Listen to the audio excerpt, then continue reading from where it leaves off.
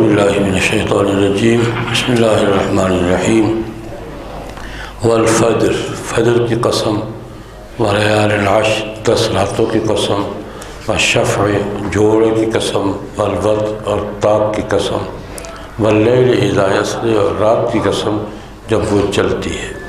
حل فی ذلک قسم الذی حجر، کیا اس بات میں قسم ہے کسی عقل والے کے لیے؟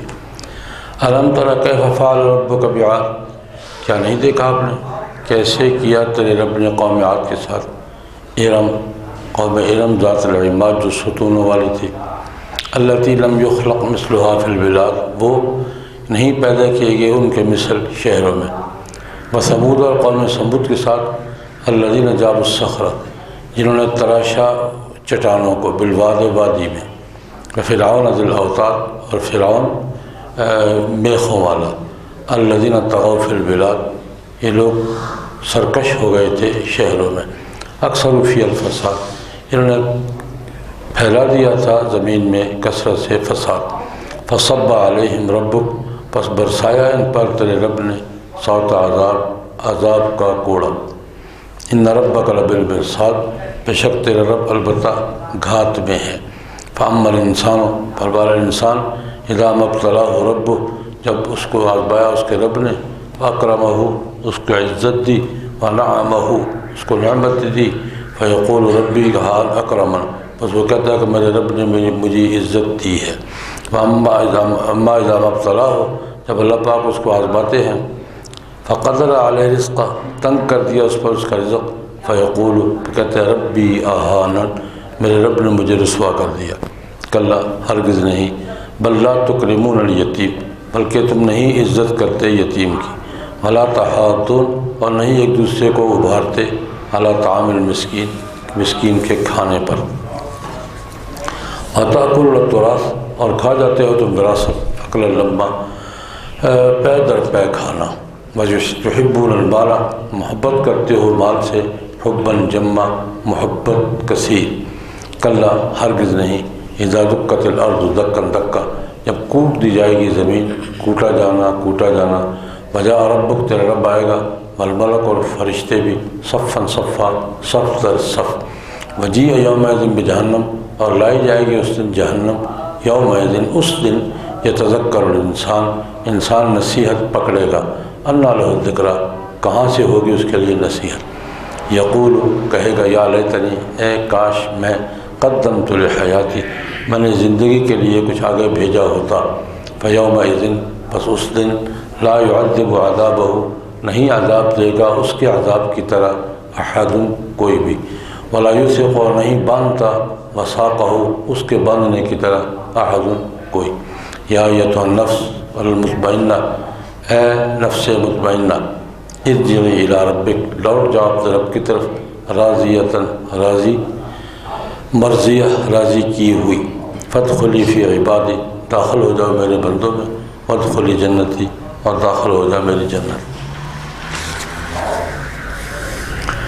یہ مکی صورتیں ہیں اور آغاز کی صورتیں، جن میں اللہ رب العزت نے مختلف نعمتوں کا، مختلف شواہد کا، مختلف قدرت کے بظاہر کا ذکر کر کے توحید کے بارے میں، اللہ کے وجود کے بارے میں، قیامت کے بارے میں، عذاب کے بارے میں، آخرت کے زندگی کے بارے میں لوگوں کو سمجھانے کی، نصیحت کرنے کی بار کوشش کی ہے، اور بہت سی چیزوں کی قسم کھائی ہے، یعنی ان کو بطور گواہ کے پیش کیا۔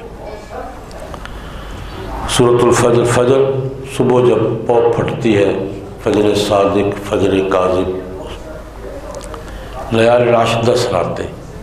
شاہ عبد القادر رحمۃ اللہ علیہ فرماتے ہیں، اس سے مراد ذی الحج کا پہلا عشرہ ہے، ذی الحج کا پہلا عشرہ، ولیال العشر، والشفع والوتر، اور جفت اور طاق۔ اس کی تعبیر بھی شاہ صاحب نے کی ہے، رمضان کی آخری عشرے کی طاق راتیں اور جفت راتیں، 21ویں، 23ویں، 22ویں، 24ویں۔ واللیل اذا یسری، رات جب چلتی ہے۔ عام مفسرین نے واللیل اذا یسری کا معنی یہ کیا ہے کہ رات جب گزرتی ہے، اپنی رفتار سے چلتی ہے۔ شاہ صاحب فرماتے ہیں یہ وہ معراج کی رات وہ رات ہے، رات جس رات حضور نے سیر کی، سبحان الذی اسریٰ بعبدہ لیلا من المسجد الحرام۔ ہم نے ان چیزوں کی قسم اٹھائی ہے، عقل مند کے لیے کافی، یہ جو قسم اٹھائی ہے کسی عقل مند کے لیے کافی ہے۔ استفہام کے لہجے میں حل فی ذالک قسم، کیا اس بات میں قسم ہے؟ لذی حجر، حجر رکاوٹ کو کہتے ہیں، عقل کو بھی حجر کہتے ہیں کیونکہ یہ غلط کاموں سے روکتی ہے۔ تو ذی حجر سے مراد عقل والے، دانش والے، کسی سمجھدار کے لیے یہ قسم کافی ہے بھائی۔ ایک تو اللہ کے احکام اور قدرت کے لیے اللہ پاک کی قدرت کے یہ مظاہر دیکھو، دوسری بات ماضی دیکھو، اپنا پچھلی قوموں کا حشر دیکھو، ان کا انجام دیکھو۔ الم تر کیف فعل ربک بعاد، قوم عاد کا جو حشر ہوا کیا نہیں دیکھا آپ نے؟ تمہیں معلوم نہیں ہے؟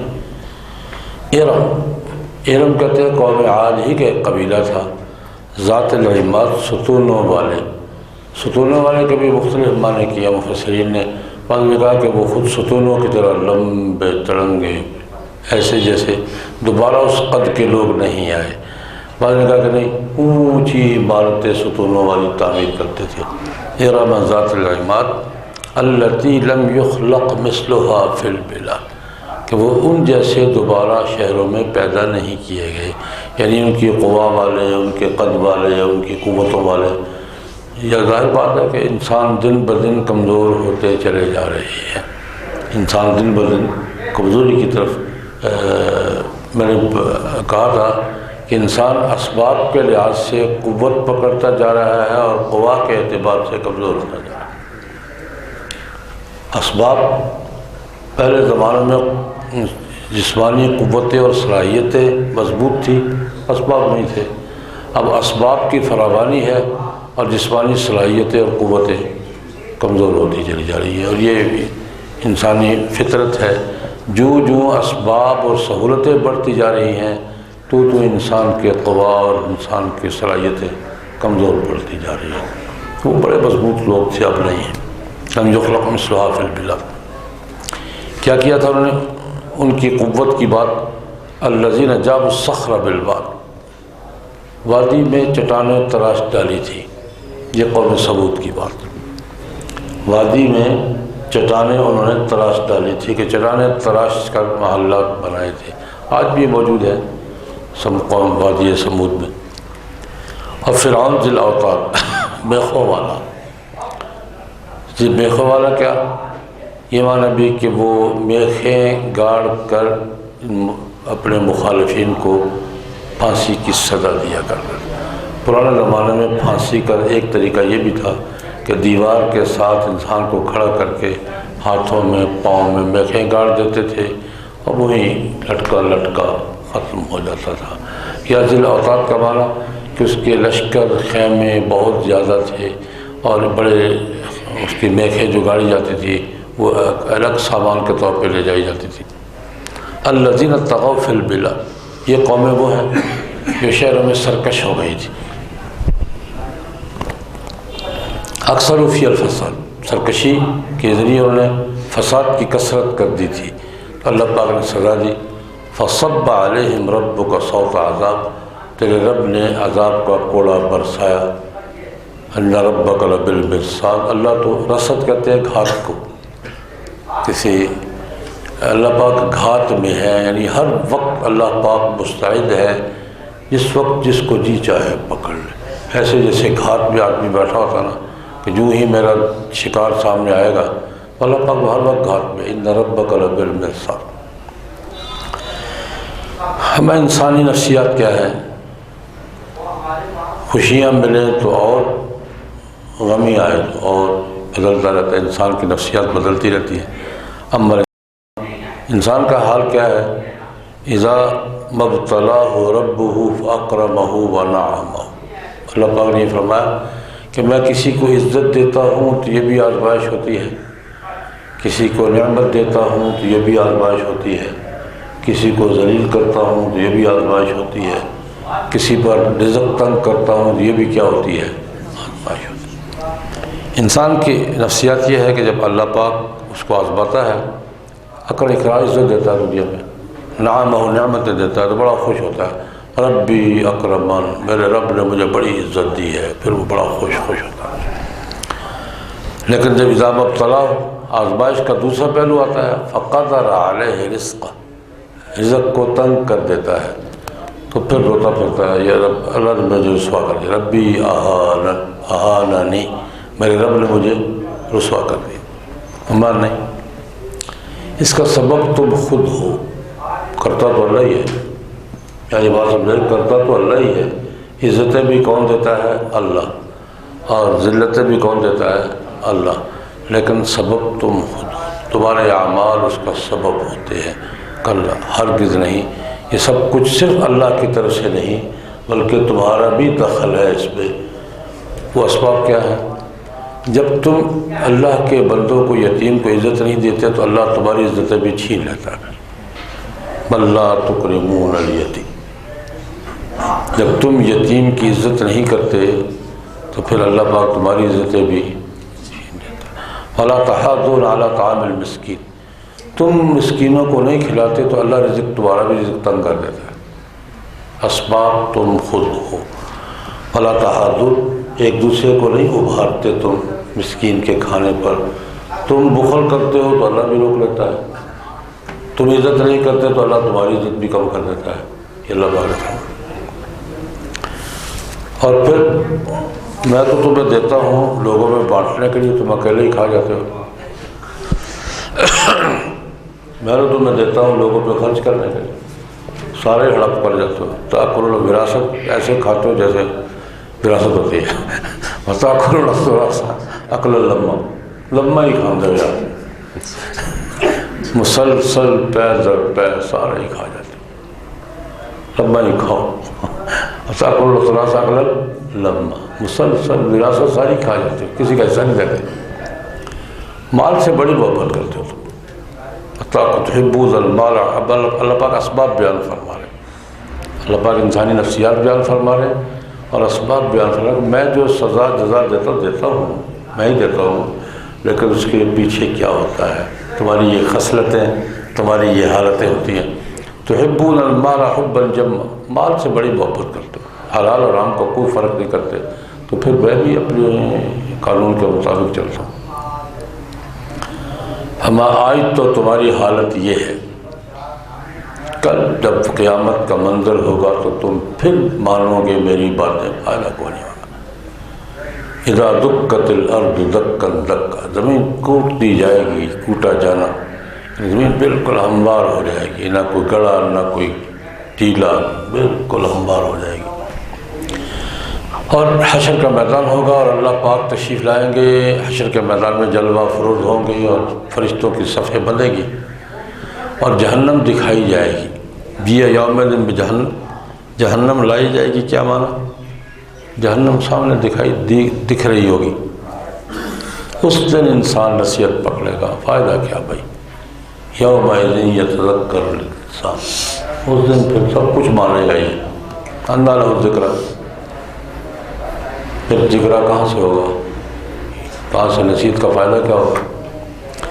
اس دن حسرت کرے گا، اے کاش میں نے کچھ کر لیا ہوتا، یا لیتنی قدمت لحیاتی، اے کاش میں نے اپنی زندگی کے لیے کچھ مقدم کیا ہوتا، کچھ تیاری کر لی ہوتی۔ اللہ پاک یہ بھی اشارہ فرما رہے، حیات وہ ہے،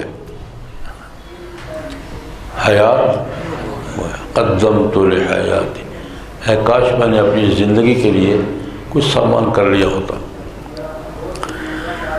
اب پھر تو ہوگا اللہ عذاب دے گا، پکڑے گا، اللہ کے پکڑنے جیسا کوئی پکڑ بھی نہیں سکتا، اللہ کے عذاب جیسا کوئی عذاب بھی نہیں دے سکتا۔ یومئذ لا يعذب عذابہ احد کعذابہ احد، اللہ کے عذاب جیسا عذاب کوئی نہیں دے سکتا۔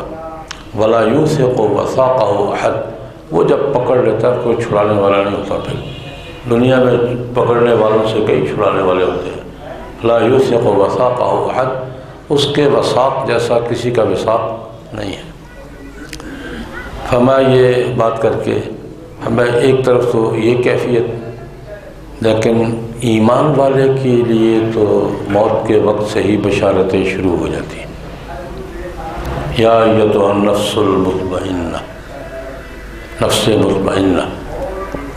نفس قرآن پاک نے 3 قسم کے بیان کیے ہیں، نفس امارہ، نفس لوامہ، نفس مطمئنہ۔